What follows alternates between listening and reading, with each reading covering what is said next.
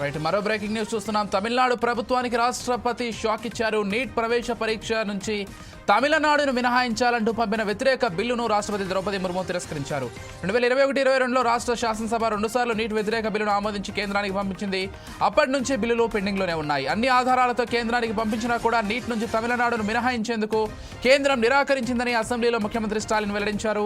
దక్షిణాది రాష్ట్రాలను అవమానించడమే బీజేపీ ఉద్దేశమని అయినా కూడా కేంద్రంపై పోరాటాన్ని ఆపేది లేదని స్టాలిన్ తేల్చి చెప్పారు. న్యాయపరంగా పోరాడేందుకు సిద్ధపడుతున్నట్లు ఆయన తెలిపారు. అలాగే ఈ నెల 9న అఖిలపక్ష సమావేశం నిర్వహిస్తామని సీఎం స్టాలిన్ ప్రకటించారు.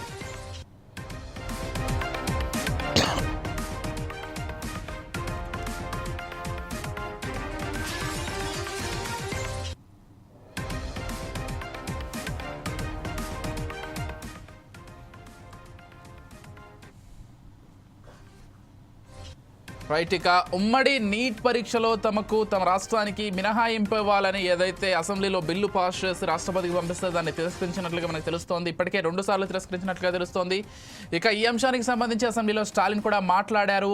బీజేపీ దక్షిణాది రాష్ట్రాలను అవమానించడమే పనిగా పెట్టుకుందని ఆయన సీరియస్ అయినట్లుగా సమాచారం అంతా. ఈ అంశానికి సంబంధించి మరింత సమాచారం అంచడానికి మా ఇన్పుట్ ఎడిటర్ శ్రీనివాస్ సిద్ధంగా ఉన్నారు. చెప్పండి శ్రీనివాస్. బ్రేకింగ్ లో చూసుకుంటే కనుక ఈ నీట్ పరీక్షకు సంబంధించి ఏదైతే తమిళనాడు ప్రభుత్వం చేసిన తీర్మానాలను రాష్ట్రపతి వెనక్కి తిప్పి పంపించింది. ఎందుకంటే మనం ఒకసారి చూడొచ్చు, ఏదైతే నీట్ పరీక్షకు సంబంధించి గతంలో 2 సార్లు అంటే 2021లో 2022లో కూడా తమిళనాడు ప్రభుత్వం తమని ఈ నీట్ పరీక్ష నుంచి తప్పించాలి, తమకు మినహాయింపు ఇవ్వాలంటూ వాళ్ళు 2 సార్లు రాష్ట్ర శాసనసభలో తీర్మానాలు చేయడం జరిగింది. ఈ తీర్మానాలకు సంబంధించి చూసుకుంటే కనుక దీనికి సంబంధించి బిల్లును కూడా రూపొందించారు. ఈ బిల్లును రాష్ట్రపతికి పంపించారు. కానీ రాష్ట్రపతి 2 సార్లు కూడా తిరస్కరించడం జరిగింది. దీనికి ప్రధాన కారణం ఏంటంటే కనుక మనం చూసుకోవాల్సిన అవసరం ఉంది. కొన్ని నేషనల్ ఎలిజిబిలిటీ ఎంట్రన్స్ టెస్ట్ ఏదైతుందో ఈ పరీక్షకు సంబంధించి జాతీయ స్థాయిలో కొన్ని పరీక్షలు నిర్వహిస్తుంటారు. అందులోనే నీట్ ఒకటి. ఈ నీట్ నిర్వహించడం వల్ల మొత్తం దేశానికి మొత్తం కూడా ఈ నీట్ వ్యవహరిస్తుంది. ఎవరైతే ఎంబీబీఎస్ కావచ్చు, ఇతర కోర్సులకు సంబంధించి కావచ్చు, ఈ పరీక్ష ఉండబోతుంది. ఈ దేశవ్యాప్తంగా ఒకటే ఉంటుంది. కానీ గత 2-3 ఏళ్ల నుంచి కూడా మొత్తం అన్ని రాష్ట్రాలన్నీ కూడా ఈ నీట్ పరీక్షను రాయాల్సిందే అని చెప్పేసి కూడా కేంద్ర ప్రభుత్వం ఒక చట్టం తీసుకురావడం జరిగింది. సో అప్పటి నుంచి కూడా ఇటు తెలుగు రాష్ట్రాలు కావచ్చు, తమిళనాడు కావచ్చు, దక్షిణాది రాష్ట్రాలు కావచ్చు, అందరూ కూడా నీట్ ద్వారానే ప్రవేశ పరీక్షలు రాస్తున్నారు. తద్వారా వారు కావాల్సిన కోర్సులో చేరుతున్నారు.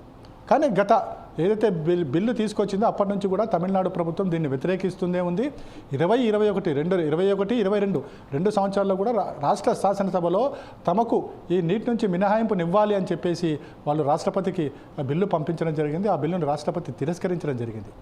అందుకు కారణం కూడా ప్రధానంగా జాతీయ స్థాయిలో ఒకటే ఎగ్జామ్ ఉండాలి కాబట్టి ఏ ఒక్క రాష్ట్రానికి కూడా మినహాయింపు ఇవ్వడానికి వీలు ఉండదు కాబట్టి ఇవ్వలేదనేది ప్రస్తుతం మన దగ్గర ఉన్న సమాచారం. అందుకోసమే ఈ బిల్లుని తిరస్కరించి పంపించిందని తెలుస్తుంది. కానీ మరోవైపు చూసుకుంటే కనుక ఏదైతే కేంద్ర ప్రభుత్వం దక్షిణాది రాష్ట్రాల వైపు చిన్న చూపు చూస్తుందని చెప్పేసి పదే మనకి తమిళనాడు ముఖ్యమంత్రి స్టాలిన్ చెబుతూ వస్తున్నారో ఈ విషయంలో కూడా అదేవిధంగా ఆరోపణలు చేయడం జరిగింది. ఏదైతే కేంద్ర ప్రభుత్వం దక్షిణాది రాష్ట్రాలను చిన్న చూపు చూస్తుంది, ఏదైతే దక్షిణాది రాష్ట్రాలకు కలగాల్సిన మేళ్లను అడ్డుకుంటుందని చెప్పేసి స్టాలిన్ ఆరోపించడం జరిగింది. ఈ నేపథ్యంలోనే మరోసారి దక్షిణాది రాష్ట్రాలతో భేటీ కావడానికి ఈ నెల 9న అఖిలపక్ష సమావేశాన్ని ఏర్పాటు చేయడం జరిగింది. తద్వారా మొత్తం దక్షిణాది రాష్ట్రాల్లో ఉన్న ముఖ్యమంత్రులతో భేటీ కావడము, అదేవిధంగా నీటికి సంబంధించి కావచ్చు, కేంద్రం జాతీయ స్థాయిలో తీసుకున్న నిర్ణయాలను దక్షిణాది రాష్ట్రాల మీద రుద్దడం కావచ్చు, ఈ అన్ని అంశాల మీద కూడా మరోసారి స్టాలిన్ అఖిలపక్ష సమావేశంలో మాట్లాడబోతున్నారు. దక్షిణాది రాష్ట్రాల మద్దతును కూడా కూడగట్టబోతున్నారు. తద్వారా కేంద్రానికి ఒక సందేశం ఇవ్వాలి అని చెప్పేసి, ఒక హెచ్చరిక ఇవ్వాలని చెప్పేసి కూడా స్టాలిన్ భావిస్తున్నట్లుగా మనకు తెలుస్తుంది. మొత్తానికైతే ఈ నీట్ ఎగ్జామ్కి సంబంధించి తమిళనాడుకు ఇది ఒక షాక్ అనే మనం చెప్పొచ్చు. Vijay. Right, thank you Srinivas.